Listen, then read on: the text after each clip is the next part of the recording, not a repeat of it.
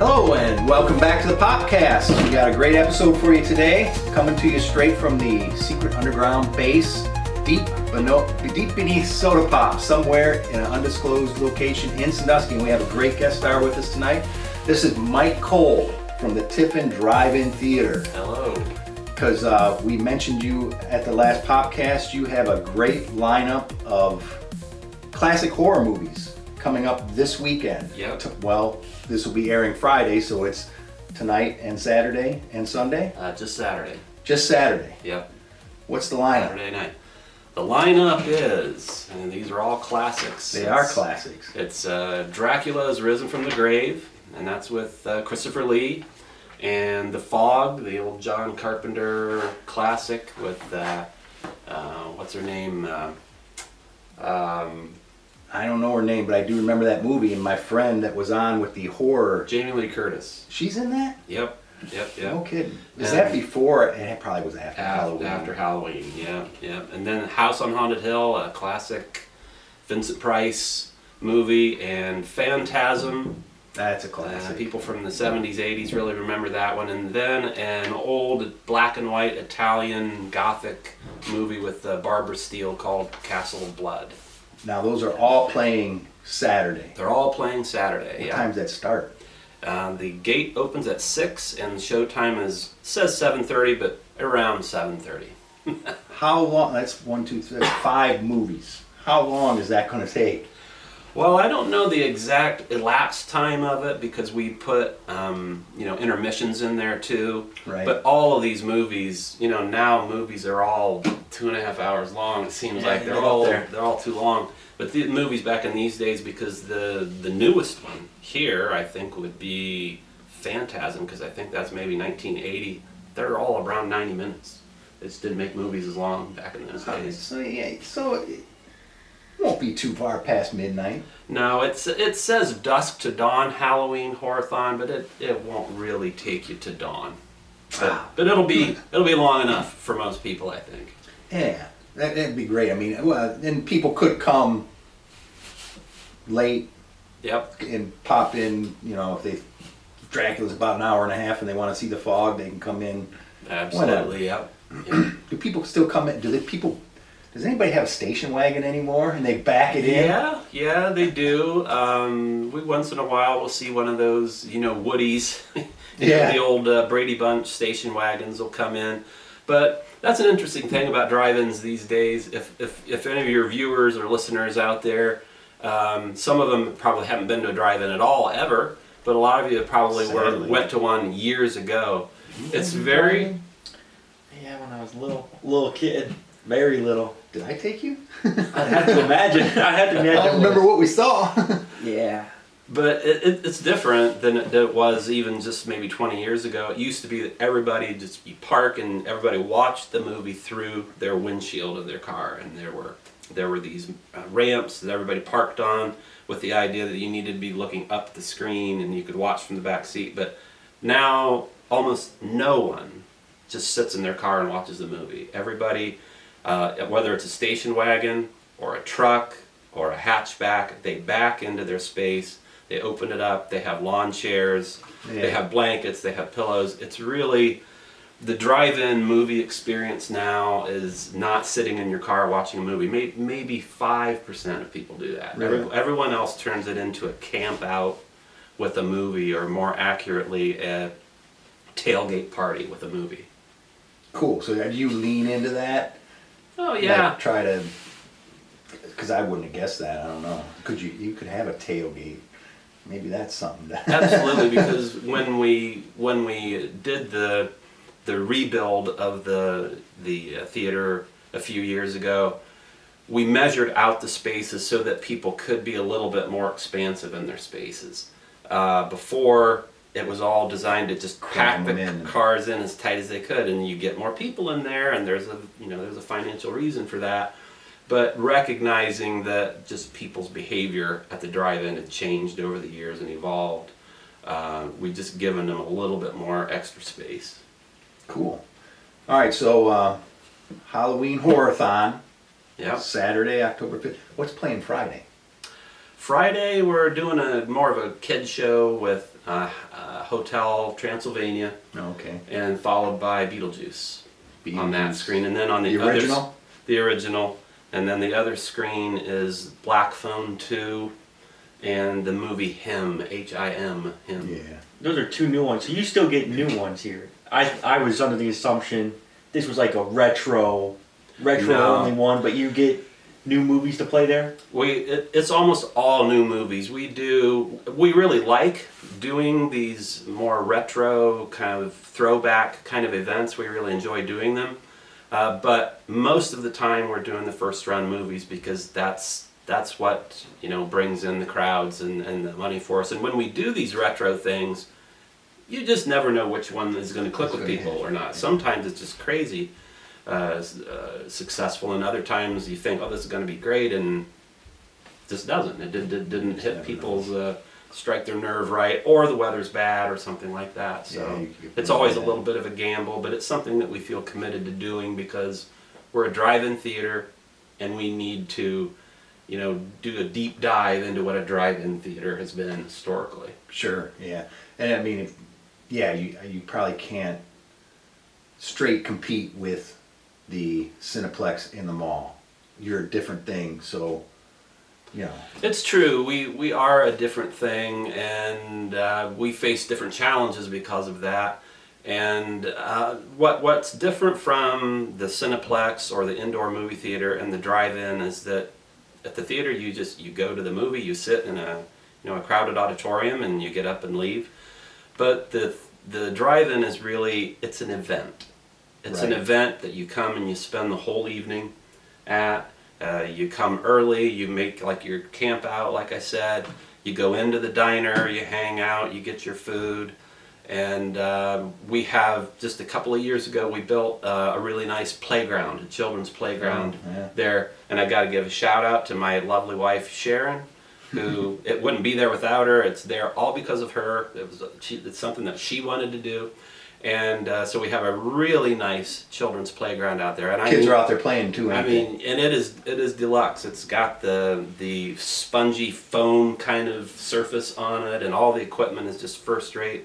And it's large because it needs to be large, because when we have a big movie in there and there are lots and lots of kids, that playground absorbs a lot of kids and their energy. So we've got the playground, and people have got their mitts and their ball, and they're playing catch and doing frisbee, and we get the cornhole out. So it's just a fun time with your friends and your family to come out for the whole evening, and you're outside. You're outside, and it's just a different vibe and a different kind of event aspect to it than going to the indoor theater. Yeah, when I went to the drive-in, we sat in the car. Yeah. Pretty much that was it. You drove in, sat in the car. Had to clear off your windshield really good. Yeah. You didn't want to be in the back because you had to stare up through people, so it's different. But so we're going to talk a lot about this whole journey of where you came from, how it got there. But just talking to you so far, I'm like, okay, we're gonna get lost in that. So we have to do our bit. We have to do our bit here before we get started on that. First off, this is a podcast loosely based on Soda Pops, the retro candy and vintage soda pop store downtown Sandusky. So we are obligated to ask all our guests, what is your favorite candy all time? My favorite candy all time. You have a candy concession stand. What do you steal from yourself? Well, I'm not a big candy eater, but when you're talking about the retro candy, like candy from way back that I really liked, do you have BB Bats? You know what? BB Bats? Yes, absolutely. When we opened, they were still selling them. I think probably about 5 years ago, they stopped making them. Just that little taffy sucker. Yep. That was like a parade staple too. Those things were all over the street in the parades. Yeah, I liked the BB Bats, and what I remember about those is we would go up to town and there would be the dairy bar place, the ice cream and the sandwiches and stuff, and they would have candy, and they would have these BB Bats. And a BB Bat was, like he says, it was just like a stick of taffy, or like a bar of taffy that was on a stick. And every kid would get that and put it in their mouth, and they would wait for the taffy to get soft, and then they'd push it up into the roof of their mouth, and then they take it out and they would think it's so cool that it's the shape of the inside of my roof of my mouth. So it had its own built-in little shtick. Yeah. But yeah, I remember the BB bats, but I always just liked taffy. That Yeah. was my favorite thing, I think, was taffy. Yeah, good. All right, so then we also do comic books and go because it's New Comic Book Wednesday Well, I didn't bring a new one. at the Pop. You didn't bring a new one? No, you had a Godzilla event a few weeks ago, a month ago. Yep. I'm a big Godzilla fan, so I brought this one down. This is Yeah. Marvel Comics. What year is this from? 1978. Godzilla. This was their original Godzilla run, and this is Godzilla's been shrunken down to fight a rat in the sewers. classic Marvel action for you. But yeah, I just like the artwork of these ones as a Godzilla fan. That's one of the ones I got for you at Mile High. Correct. I go out to Mile High Comics. You ever heard of Mile High Comics? It's the world's most gigantic comic book shop. The guy's mission is to get one of every comic that's ever existed, and he's got to be very close. But I go in there, hundreds of long boxes of comics that you can search through. No Godzilla. I'm like, you gotta be kidding me. This place got every comic book. So I said, you guys got any, do you have any comics like in the back or something? Then I noticed the back. She goes, oh, what are you looking for? I go, you got any Godzilla? She types in her computer and there's Godzilla for days, and they're back in the filing system somehow. I don't know how you keep track of all that stuff, but so I picked them up some Godzillas. This is one of them. Number 18. Number 18. What is it? Battle Beneath 8th Avenue. In the sewer yeah. versus a rat. Wow. Godzilla versus the rat. Versus a Just random a rat. rat. It's not even the rat, just a rat. Wow. You know how they're running around in New York. So yeah. And then I guess I did bring a new one. Marvel In the Zombies. spirit of Halloween, Yeah. Marvel Zombies retro cover. but also red label cover. Yeah, so I guess this appropriate audiences only. So I don't even know if we can show Yeah, it. who knows what's going on in here? Who knows? But Mike, also, we encourage our guests to bring a comic, and he does have. Yes. I don't even know what's about to I happen right did. now. Oh, and nice. In the spirit of Halloween and with our horror-thon coming up, and this is the only comic that I have a collection of at home. Oh, I yeah? think I have some other Yeah, some random comics ones. around, but this is the one that I have. I don't know, maybe 30 issues of. Really? Is the Wow. Tomb of Dracula. Tomb of Dracula. Tomb of Dracula, and that's Silver Age comic. Yeah. 70s. Yeah. 1970s. Tomb of Dracula, and then I actually brought two. This one because I just like the cover. I just think Yeah, the these cover things, is, I love them too. is really The whole cool. horror comics. But then this one, Look at that logo. Dracula. It's almost like a Batman logo. and then this Oh, one. he's about to get it. This one I remember particularly because they made a book and record out of this one. If you're old enough to remember those, I do. there were back in the 60s and 70s. I mean, even just with children's books. I don't Yeah. care if it was Little Red Hen. There would be a book and it would have a 45 RPM record with it. Well, they made one from this comic book where they just dramatized the whole comic onto the record. And I remember getting this at Christmas time, and so you The comic or the album and the comic? the book and record, Nice. getting it at Christmas time, and so you've got all that Christmas vacation. I don't know how many times I listened Right. to that thing, probably 100 times. But yeah, so that one's kind of special because it did have that book and record with it Yeah, nice. back in the day. So you're a horror fan. That's your specialty more than anything? Oh, just all of it, the sci-fi, all of it. I loved all of that stuff growing up, and it's why I have a drive-in theater now. What is your favorite horror movie? Oh, that's extremely. Or rattle off 5, you know. extremely difficult. It is hard. I had a hard time picking two. I cut my teeth on that stuff with the Universal monster movies, the old black and white 1930s, 1940s stuff with Bela Lugosi and Boris Karloff and all those guys. That's what I stayed up late into the night and had to This is when there were only 3 channels on TV, and some of them were from distant cities, so you had to move your TV aerial. So you really had to put some effort into it back in the days. There was no You had to streaming. earn your shows. Yeah, you really had to be. You had to study the TV guide when they were going to be on, and talked so about forth. this. So it was. You did. You studied it and plotted out. It was. Yeah, it was part of the pursuit. But definitely the old Universal Frankenstein and Dracula and the Wolfman and the Mummy and the Creature. Yeah. Those would have been my favorites for sure. But I liked all of it, and I liked the television shows, and I was into all of it. Brian Staley brought up one. See if you remember this. One of our people that's always commenting on our list for the horror, and he said a TV show, Dark Night of the Scarecrow. You remember that one? I do. I don't know why. Yeah. That is like a cult classic. People do remember that one. I remember that one.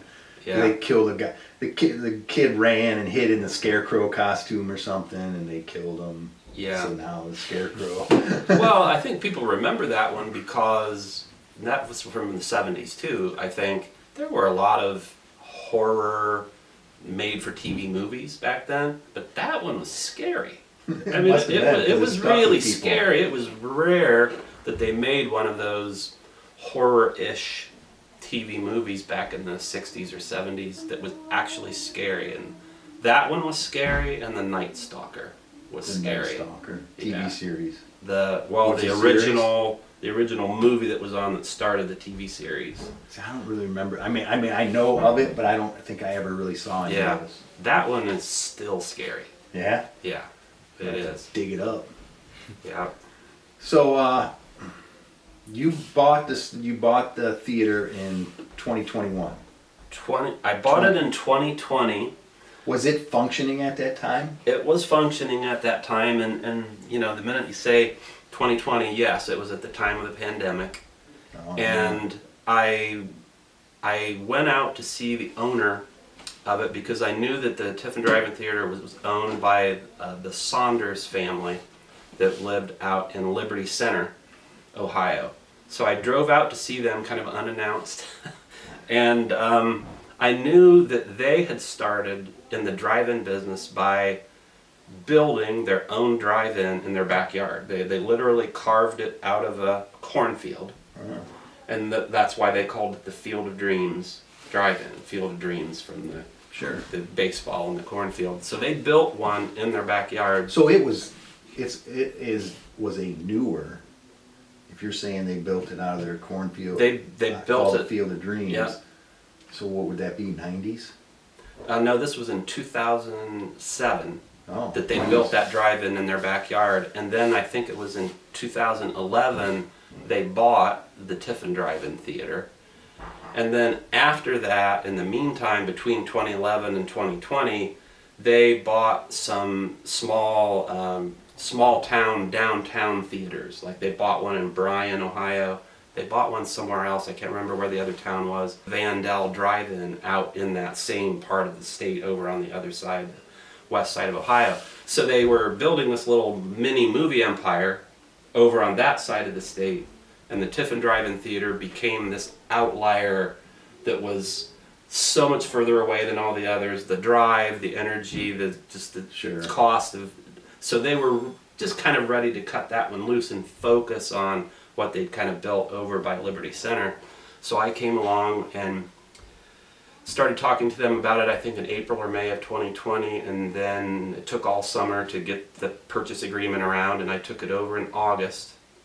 And then even before we had the purchase agreement all done, I was already talking to a fellow named Jerry Selby, who was really a legend in the business, we came to learn, about replacing the drive-in screens at the theater. And this was going to be a big deal, we knew, because the actual original screen that was there... Did you get a good deal on the theater when you bought it? I think so, yeah. I mean, were they like, yeah, let's just sell this and get rid of it, not try to we make had a to fortune. haggle around quite a bit Around. about it, yeah. So it did take some time because it went from, I think, April until August. That's how long it took us to get everything finalized. But I was already talking to this fellow about doing the screens, and it was really quite an experience, and I would encourage anybody, if you're interested in theaters or drive-ins or movies like this, we've got an excellent video on our website and our Facebook page that chronicles this whole experience of tearing down the old screen and building the new ones. What is the old screen? I mean, it's obviously it's not a movie screen per se, like an indoor theater where it's like some sort of screen material. The old ones, they referred to them as screen towers, because in the old drive-ins, you had to build this big, facade for the screen, so you might as well make something of the structure behind it. And so it would be a garage, or it would be offices for the old drive-ins, because there would be a big area underneath it where you park your mower and all of your equipment and whatever. So they had an old-fashioned screen tower in there that it had been modified a number of times, but it had originally been built in 1949, and it was all wood. Yeah. So I got in there and was looking around and thought, oh man, are we in trouble? This is not gonna. It could last a long time, but could it last a long time safely was the issue. So I got on with this Jerry Selby, and we planned to rebuild the screens. And I have the great privilege of having the fact that one of my managers and his brother own their own video production company. And so we were going to make just like a 3 or 4 minute video of this screen project just to put on Facebook to promote it. But we realized we had kind of a story going on about the old one coming down, and we have this legend in the business that builds screens for 50 years coming in to do it. So I would encourage anybody that's interested in this to look up that video on our website and our Facebook page, because it is outstanding. These two guys that work for me are really, really talented, and they put together a great little 11-minute mini documentary about it. Cool. It's really There cool. you go. Look that up. We're very proud of it. So that got the screens got. The old one came down, and we replaced the 2 screens in October of 2020. Then we finished out the season, and then we made the decision that we were going to do away with the old concession stand. It was beyond repair. It wasn't going to be able to do what we needed to do. Even back when I was going to drive-in theaters, those concession stands were pretty seedy. Yeah. They were pretty... I'm sure they did not meet health department standards in the late 80s, early 90s. And this one, for its time, was really a pretty nice one.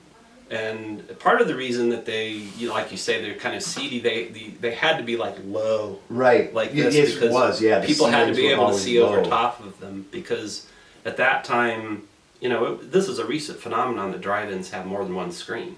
Right. So you had to be able to see the whole lot, had to be able to see over the building. But we just knew that we weren't going to be able to do what we wanted to do with that building. And so we tore it down, I think in December or January. Why, you say that, like you're saying they had the tower that had to have, why didn't they put the concession stand up there underneath the screen? Some of them do. Do they? Some That would of be them, some of them do. Some of them, I've seen an arrangement, a really old one, where the screen tower was 2-sided, and the concession stand was underneath the screens or between the screens, and then the 2 lots were on either side. Oh, like so that. sort of like a triangle? Yeah.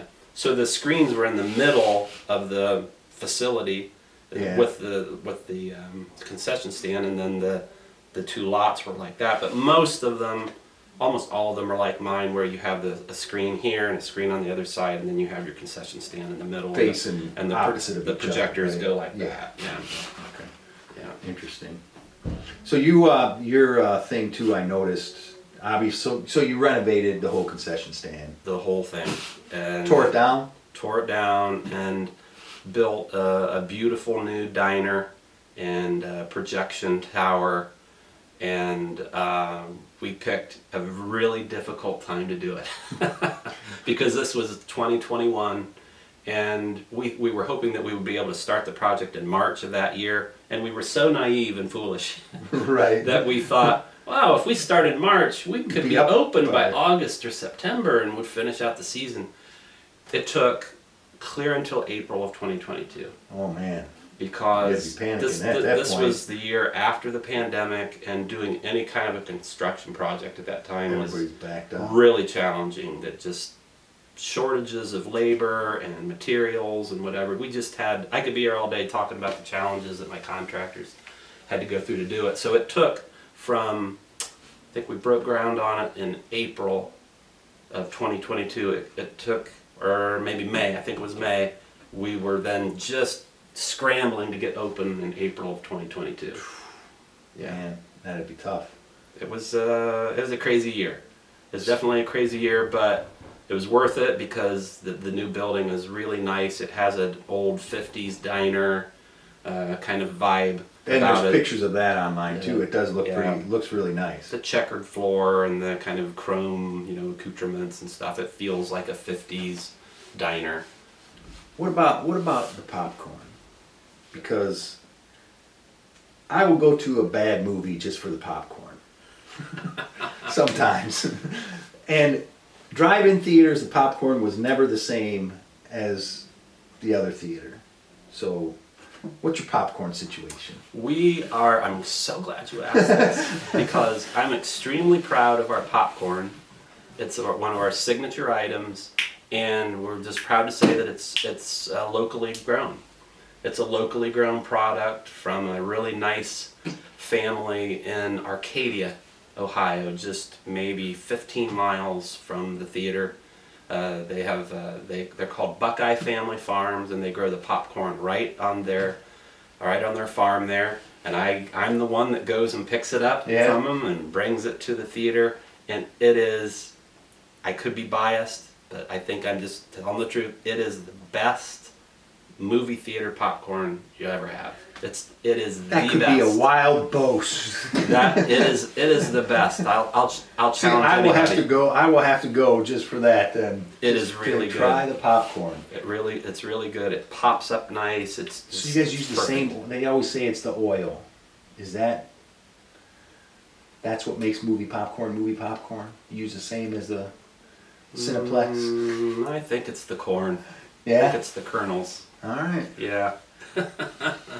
Could be a whole show on that topic. We might have to delve into it. For that, I'd have to have my manager come because he would tell you it depends on who's putting the oil in. Really? Yeah. He does it the best? Possibly, I don't know. But yeah, I think it comes down to the corn. And ours is locally grown, and we're really proud to have a locally grown product that's just like, what do they call it? Farm to fork. Yep. Right there at the drive-in. Yeah. Field to fork. Yep. Not too far away. That's pretty cool.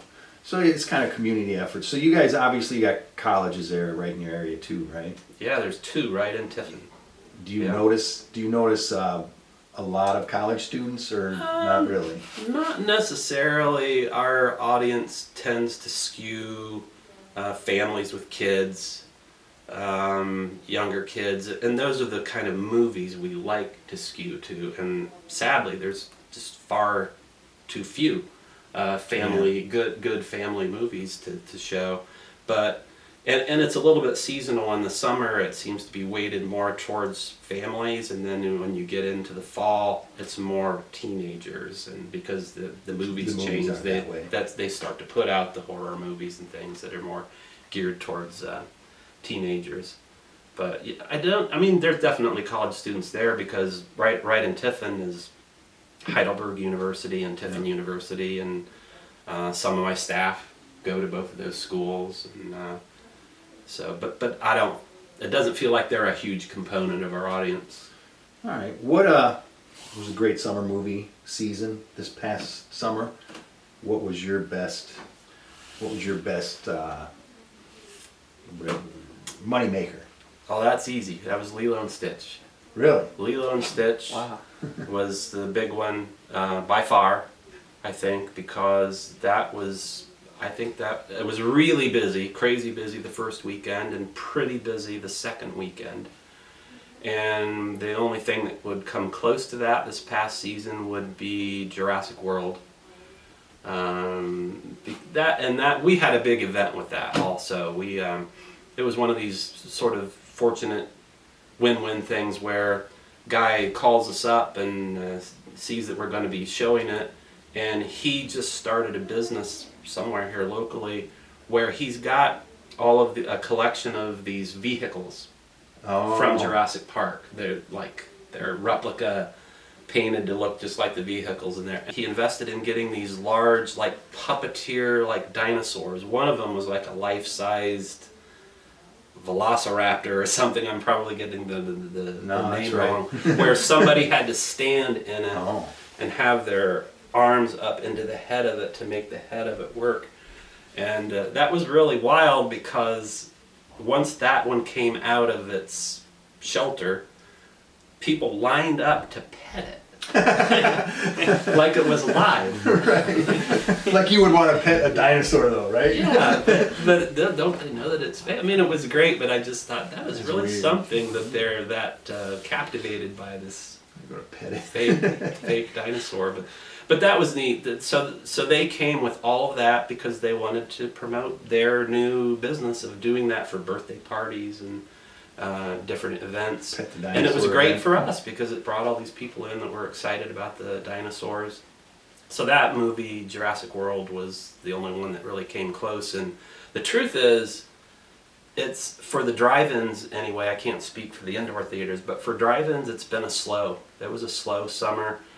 Partly because there were some big movies like Superman and some of those that came out, but they weren't really big blockbuster movies that brought in a lot of people. And the other thing, can't rule out, the month of July was just insufferably hot. From the entire month of July was 90 degrees almost every day, and it was hot into the evening. Like it would be like 88 degrees at 7:30 at night, and I think that impacted us some too. But I think the main thing that hurt the drive-ins this summer, and I think hurt the other theaters too, was that we're kind of in that trough of the Hollywood pipeline of production from the writers and actors strike a while back, when everything kind of stopped and slowed down, and so there wasn't the volume of movies, and not movies that were really good for the drive-in audience. And one more factor is, I think finally audiences are starting to really tire of Fantastic for the rehash, the remake, the third version of, every movie's in its third and fourth iteration, and I think the numbers are just starting to go down on those. The audiences are really just wanting something new and original. Original will be good. Yeah, absolutely, for sure. But I understand the economics of it. It's a big gamble every time the studios put one of these big movies on the screen. Yeah. It's, for some reason, it's tilted that way, where every movie's got to be a $20 million movie. I don't know that they make, back in the 70s and even 80s, there was a lot of movies that were low budget because you're just shooting in like Ferris Bueller's Day Off. How much budget did that take? Right. No special effects. It's just teenage kids doing their thing. What's the other one where they're in the school? Breakfast Club. Breakfast Club. That's probably probably cost them $10. Yeah, right. That was all in one location. I mean, at least Ferris Bueller, they're running around Chicago. A lot of movies. I mean, even Weird Science. Remember that one? Yeah. There was some minor special effects in there, but again, you're absolutely right. All of the blockbuster movies are on such a massive scale that the risk that they're at to be successful with those is huge. And there just aren't a lot of those like Ferris Bueller Day Off, just a little quiet fun movie.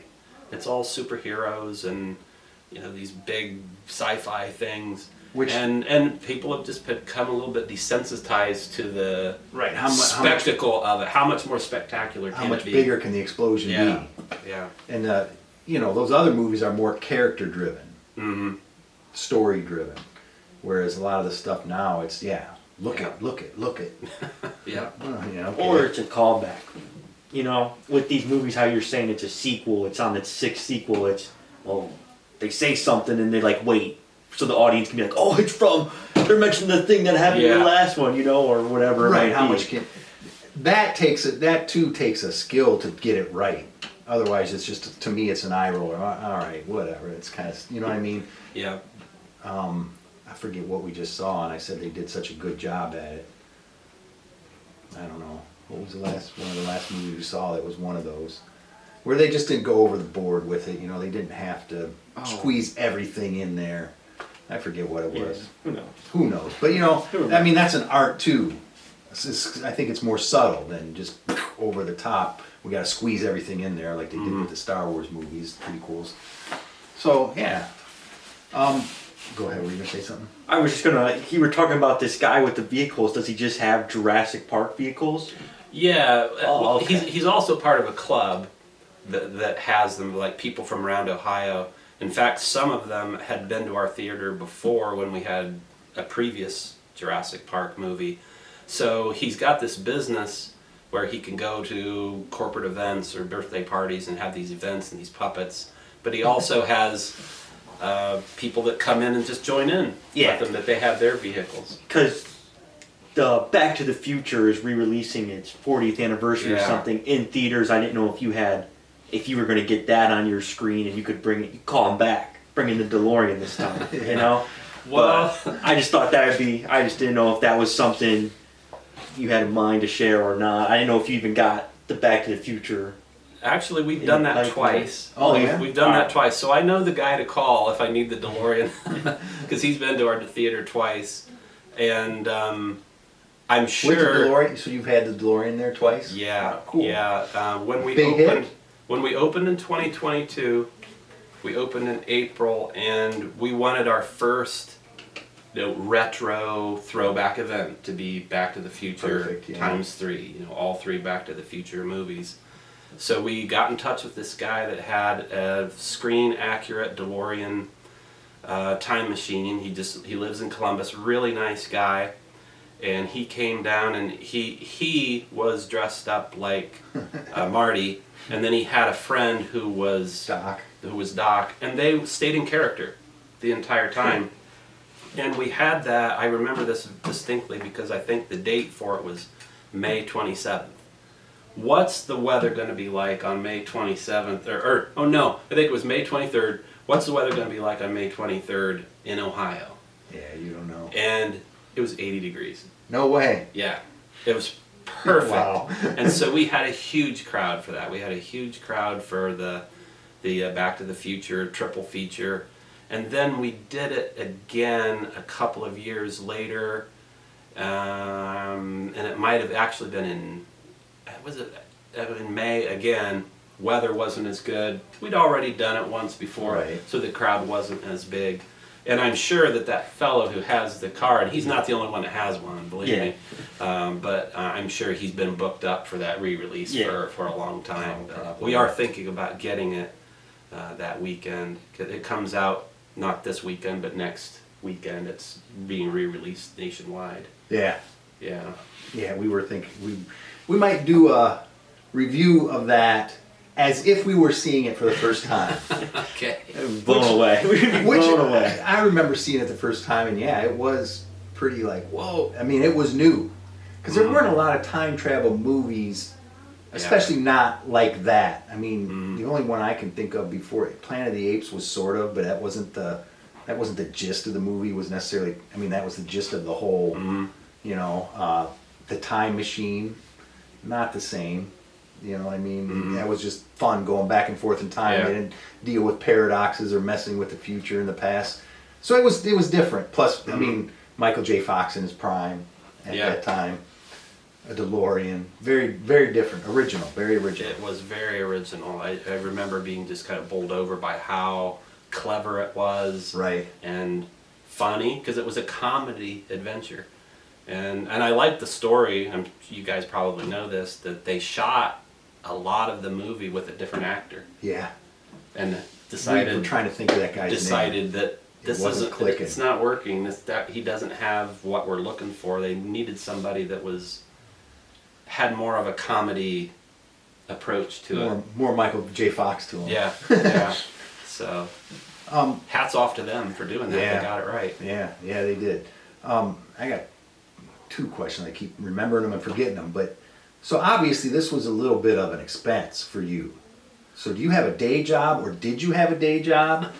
What was going on that you were like, I'm gonna buy this theater?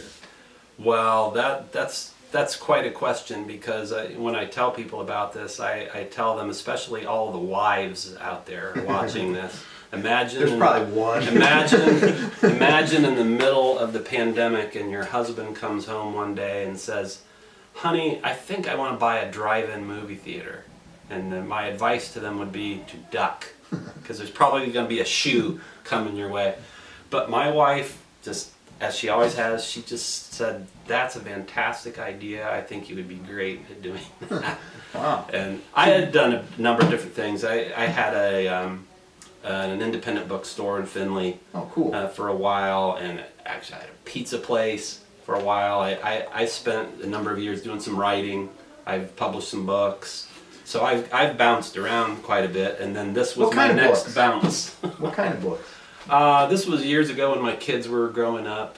I wrote a number of books, nonfiction books, for an educational publisher out of New Jersey. They're the kind of books that a kid goes to the library. They've got to do a book report about, I don't know, John F. Kennedy or something, and they go and they get a book about John F. Kennedy. So it's a book for kids that's written at their reading level, and I did that for, I don't know, 10 or 11 years, I think.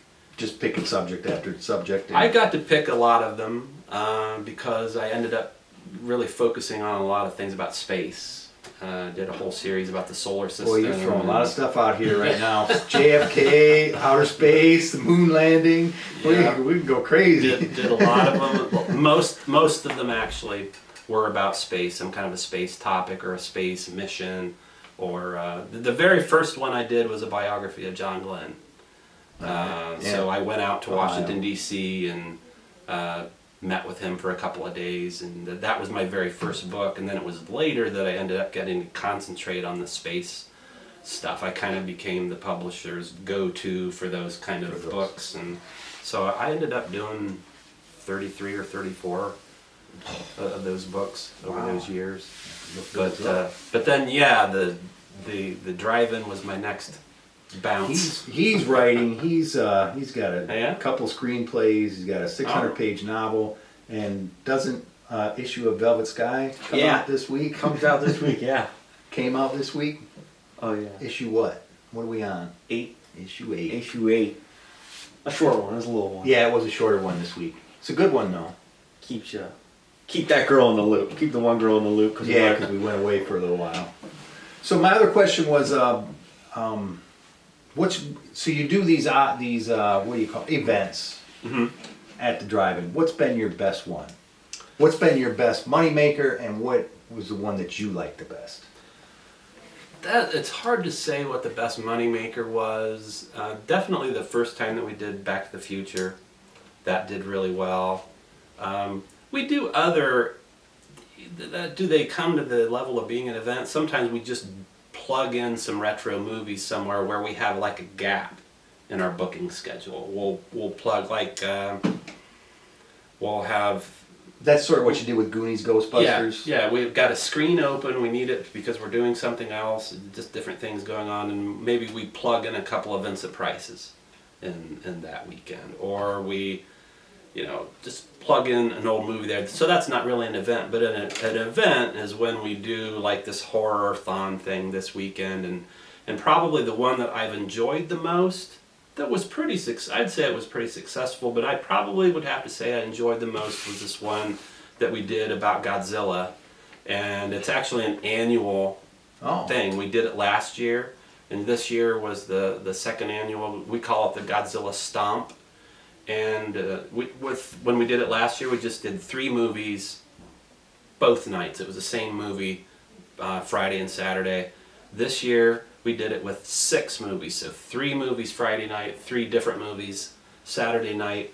And what was so fun about this one was that we had a group called Otaku America, which is a merchandise company that specializes in importing all these Japanese-made Godzilla and Kaiju toys and figures and games and just everything. A couple $1,000.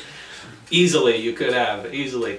They said everything imaginable that you could think of about Godzilla and all the other kaiju monsters, and they were the nicest people in the world. It's these folks that came from Otaku America, They also brought an original artist with them that does kaiju related pins and things, and she was really good with the kids.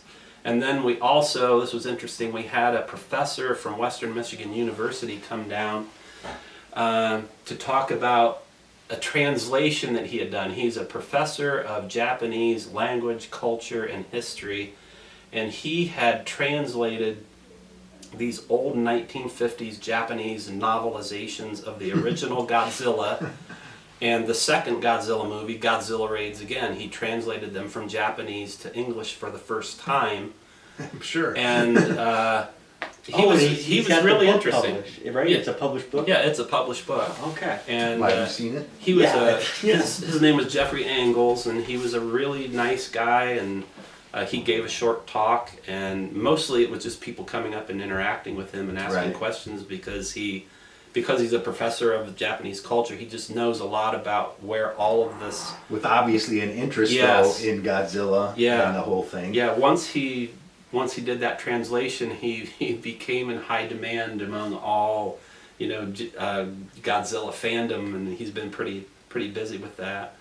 And now I think next year he wants to come back to our event next year. He'll have another book that's about Taking other vendors to that? Can Soda Pop set up well, yeah, something? possibly. Posters and knickknacks and this and that? That would be fun. That would be great fun. But I was going to say, when he comes back next year, he's going to have another book that's about the origin of Mothra. Oh. Classic. So is it a book that he wrote, you think, or it's another translation? It's another translation. They're probably just laying around. They probably got them Collecting dust. things laying around. Yeah, this guy's making money Right. off of this. I just translate this book. Throw it into Google. Yeah. Throw it into Google Translate. Yeah. I'm gonna have to get ahead Well, of it's him on interesting that. you say that, because I never even thought to ask him what's the copyright on this? Are you able to make money from I it as wonder. a translator, or He's are they in gotta buy public it, domain? yeah. Or we never even got into that. And that's what was fun, was that everybody there at this event, they're not interested in that. They're just interested in Godzilla. Just everything Godzilla, and they just gathered around that merchandise thing and just Wow. hung out, and it was really fun, and they really loved the movies. I mean, those are drive-in movies too. Absolutely. Godzilla versus Megalon. Come on. We did. I told you that I have a manager who has the video company, and we did a series of little videos of me talking and him clipping in some things Yeah. about the movies that we were doing, and some of those we put up on the screen, and some of cool. them were just for online. And those were put into the program too, along with, there was some videos of special collectors of Godzilla merchandise they were these really nicely done videos of that, and some old Godzilla trailers movies. So we put together a nice I program feel like for that Godzilla. could, yeah, like if you're making that an annual event, that could grow, and you could have a whole vendor section, maybe. I don't know if you wanted to do that type of thing, but you charge for them tables, man. Yeah. And then they bring, they're gonna bring a crowd. But go ahead, were you gonna say something? No. He's Godzilla fan. I don't know how he did go there. It's just a really good fit, because we feel like Godzilla is the king of the drive-in. Oh yeah. I mean, he's been around from the heyday of the drive-in in the 50s, and the great thing about these Godzilla movies is, from the beginning of them to the latest, there's never anything objectionable about them. They're very Right. family-oriented. Yeah, really. You know who the good guys are and who the bad guys are, and they don't get into all this other stuff. And so they're just fun. They're just fun for people, so they're perfect for the drive-in. Yeah, it's true. Yeah, I had all kind of questions. Mine's racing on this stuff, but yeah, that's. So what do you got coming up? What's after? You got this. How long Tomorrow are you go all year open? Or you Well, close down for a couple months in the winter? Or The next thing that we have coming up after this weekend is a special thing that we're doing on Friday night, October 31st, Halloween night. We're having something that we're calling the Martian Invasion Halloween.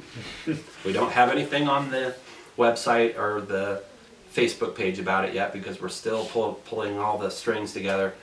But it's going to be a Martian Halloween or a Martian Invasion Halloween, and how we do the movie audio at the drive-in is from an FM station. So we essentially have a radio station in the projection tower of the diner. And we actually have a soundboard and microphones and stuff because when we have a big crowd in there and we want to make announcements and stuff, we just put on our own pre-show radio show. Sometimes if we have guests, we get them up there and we interview them and we talk to them. So people can tune that in before the movie starts and just have it be more of a kind of a homespun thing going on there with the theater. So we essentially have a radio station. So what we're going to do for the hour or so before the movies roll on the screen, we're going to broadcast from our station the old Orson Welles 1938 War of the Worlds radio show, and we're encouraging people to come early for that and get in and get set up, and we're even going to give out small popcorns to people until 6:30. The best popcorn. The best popcorn. The best popcorn. Um, You gotta dress up some people in little alien costumes that nobody knows about, and they come running out and we've been known to do that. Oh, really? Yeah. All right. So the War of the Worlds broadcast will be the radio pre-show for that night, and then that'll be followed by rolling the projectors, and we're gonna screen a short, locally made film by a fellow named Ron Ehrman. He has a video production company in Fostoria, and he made this short film, I think in 2019, that's called The Halloween UFO. And it's about a Halloween night of the year 2000 when there was a nationwide sighting craze of these UFOs, but it was concentrated in Ohio. Oh, okay. And his film more specifically focuses on the sightings of this pizza lady in Signet, Ohio. Signet is a small town that's right along I-75 over in Went by there. Wood County. Sure. Yeah. And so this was the pizza lady that was getting her pizzas back and forth across 75, and she saw this UFO, and she didn't just see it herself. She went back across the highway, and there was these other guys that had pulled off of 75 and were seeing it too. So this is sort of a true. This is a true story. Is it a documentary? It's just a short little reenactment. 12 or 15 minute film, really nicely done, and fits perfectly into our Martian invasion program. And then after that, the centerpiece of the night is the old 1953 George Powell War of the Worlds with Gene Barry, which it's one of my favorite movies of all time. It's just so well done. That picture of the spaceship with the eyeball and the laser beam coming out of it, that's like one of the classic, they used to use that all the time in the Starlog magazine, the Monster magazines. Yeah. All that stuff. I know what I wanted to ask. How easy is it to get these older films? Is it easy, and can you just, hey, send me one of these, send me one of those? It depends. Some of the movies, for example, if we want to do one of the old Universal monster movies, we've got the option of having Universal send us. First, I should say, all other theaters at our drive-in, the movie content comes to us it's beamed to us by satellite. It's beamed. It's beamed to us by satellite. You don't get a physical copy anymore. No. So they don't, I've seen those big sort of octagon metal cases that used to be the film. Yeah. That's not a thing anymore? No. It's beamed. Everything from a satellite. Everything switched from 35 millimeter to digital in 2013. You had to switch over to digital in 2013. And all of the movie content most of it is beamed to us by satellite, and we upload it into the digital projector. Okay. But some of the movies, like if we want, like I say, the old Universal monster movies, Universal will more likely than beaming it, they will send it to us on a hard drive. a DCP hard drive which is about the size of an old VHS tape. And that hard drive from Universal, it won't just have the movies that we want to show that weekend, it'll have a bunch. It'll have a bunch of those movies in a package. So Universal will have made these hard drives with a collection of those movies on them so that they can send them out to theaters, and it'll cover most of the titles that they want, that people are asking for. So does the price reflect all the movies, or does it reflect a movie, do you think? It's always different. It's always different. For the first run movies... But then you can show any of them. They don't care that you show all of them? Do these things self-destruct then, or what? You have to book them. You have to book them by title. And like for... But if they send you that whole catalog, or they send you 10 movies, yours is one of them, you're not supposed to? You're not allowed to show the other ones? Well, we would only have one of them booked, so we're only allowed legally to show one, or however many of them we are booked to show. And we can upload as many of them as we want off of there, but...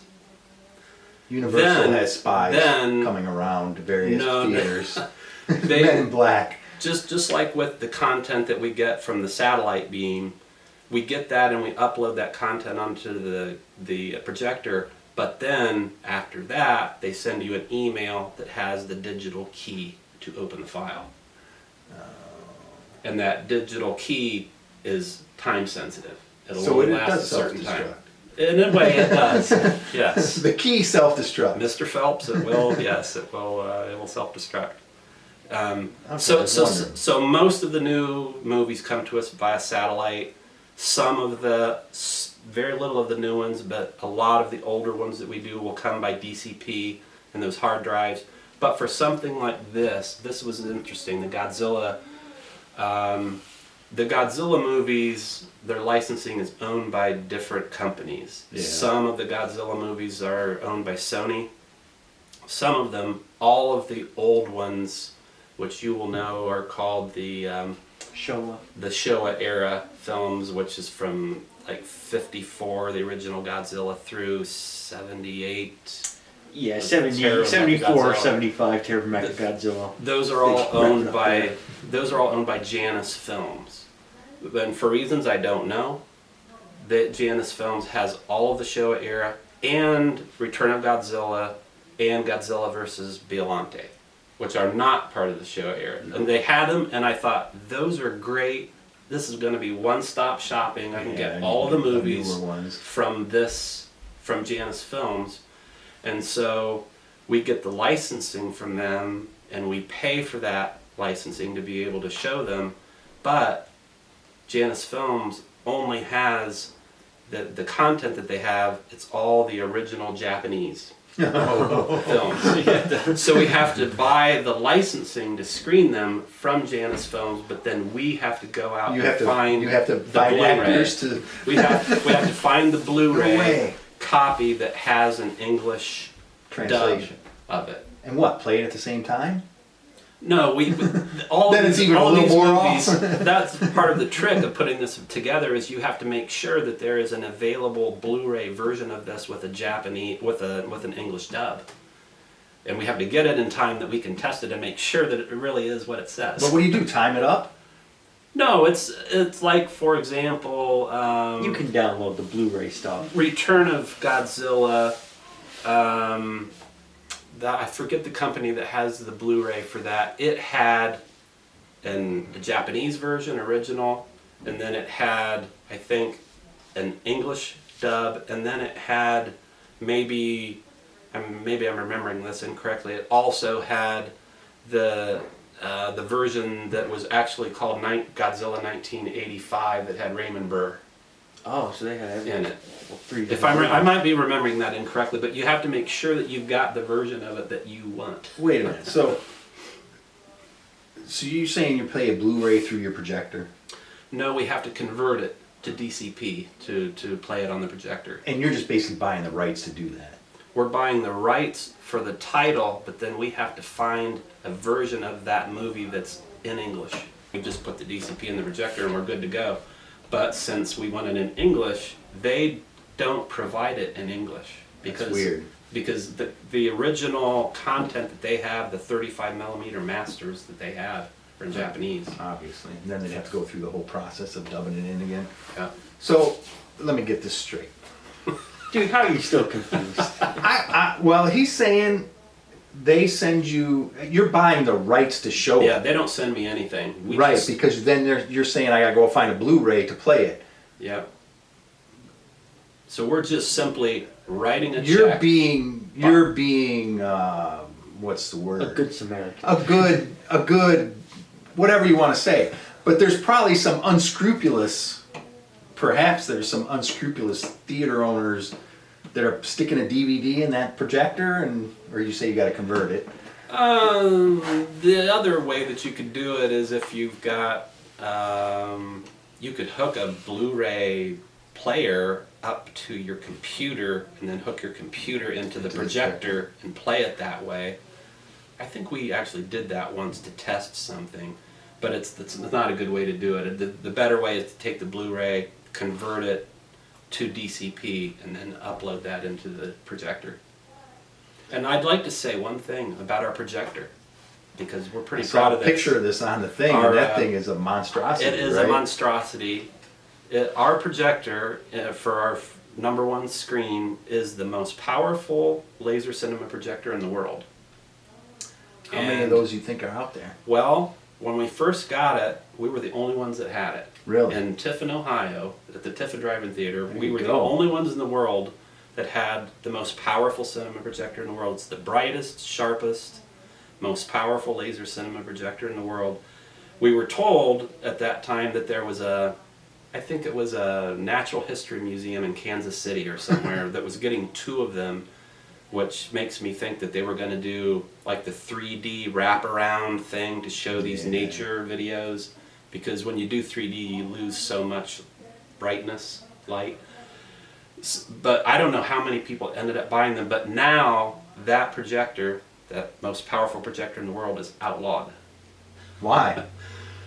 Someone, probably the national equivalent of OSHA or something, came in and just said that the reflective potential of the beam off of glass or something in a projection booth didn't meet safety. It wouldn't meet safety requirements, and so our projector now is a rebel. It's an outlaw, and so if I were to close the drive-in, I would not be able to sell it. I would not be able to sell it to anyone else. But if I sold the drive-in to someone, they could come in and continue to use it because it's grandfathered in with the business. So we have a rebel. Wow. Crime lord. You're basically a crime lord. Yeah. But we're really proud of that because the picture on the screen, and it's an 88-foot wide screen. It's as sharp, as bright as your television.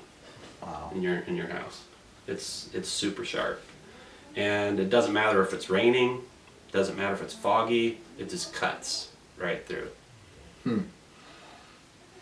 It's a weapon. I guess so, it's banned. Probably start using that in war, start shining in people's eyes. Awesome. Well, you got anything else here?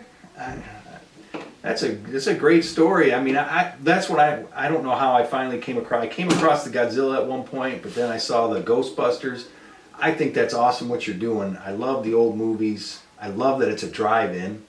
You know, I hope you have great success with these events and can keep them going, because I mean that's pop culture people don't get anymore. Well, I appreciate that, and I gotta say thank you, because a week ago I couldn't have imagined being here with you guys, because I think it was last Friday I was looking at our Facebook post for this Halloween event, and I'm looking, and there was something in the comment section, but it's a video, and it's something about soda pops. And I hit the video, and it's a clip of you guys in your last podcast where you gave a shout out to the theater, and I thought, that is super cool, that's really nice, I gotta call these guys. Yeah, but I really appreciate that you gave us a shout out, and I looked up about the store, and I told my wife they have a store called Soda Pops, and she says, "Oh yeah, That's right next to the place where I go to yoga on Saturdays. Small world. And she said that she's come out of there before, and there have been people lined up to get in your Sometimes they store. do. Sometimes. Sometimes they do. I don't know what they're doing at 11 o'clock in the morning that they need a Clark bar, but sometimes it happens. Yeah, so that's great. That's great. We always talk about how we wish our theater would plug in old movies, how you're doing. You know, we like going to the movie theater, we like watching them on the big screen, and sometimes there's just nothing out. And the theater just isn't taking that opportunity to do what you're doing. So yeah, you'd mentioned that you hope that the State Theater here starts doing things like that. And I can remember years ago going to the State Theater when they did Nosferatu at Halloween time, and they had an organ player in there. There you go. Something like that. A silent movie. But I hope they do too, and you're right to hope that they do, but I'll also say it's not easy. It's not easy to do, to put these kind of retro events and things together, because you never know which ones are going to work and which aren't. It's a hit or miss thing, and it's always a surprise. But I hope that they do try some things like that, because I'd like to think that there's an audience for it out there. But obviously you are having success with the whatever you want to call it, day-to-day normal movies, which allows you to kind of do your passion a little bit, or your interest a little bit. So they don't have to all hit all the time, but some of them got to hit some of the time. Right? They do hit some of the time, and that's good. And that we just hope that Hollywood figures out how to make more family-oriented movies and get back to, there was a time in the 1970s where movies just really got like raunchy, and Hollywood kind of forgot how to make movies that big crowds wanted to come out for. And then what happens? Jaws, Star Wars. It took people like George Lucas and Steven Spielberg and people like that to just rediscover how to make popcorn movies for people. And we need somebody or some people to come along again and rediscover that and try to get Hollywood out of what I think we can safely say it's a little bit of a funk. It definitely is, but I think, like you're saying, they were a different kind of movie, and then they discovered the popcorn movie, rediscovered it. I think what happened here is you had Marvel movies kind of took over. They were popcorn movies. Yeah. But then now everything's a cookie cutter, or everything's a rehash, and it's kind of evolved from the popcorn movie to whatever we have now. I mean, we talk about it all the time. I liked Thunderbolts. It was good. But nothing really new. It's just a new way to do the same thing. I liked Superman. I liked Fantastic Four. Yeah, I liked them. Yeah. But it wasn't like that first time going to those Marvel movies when they were building that universe. Yeah. And you're never going to get that back. So yeah, it might be time to move on to something else. Somebody's got to come up with a new idea. New ideas. Yep.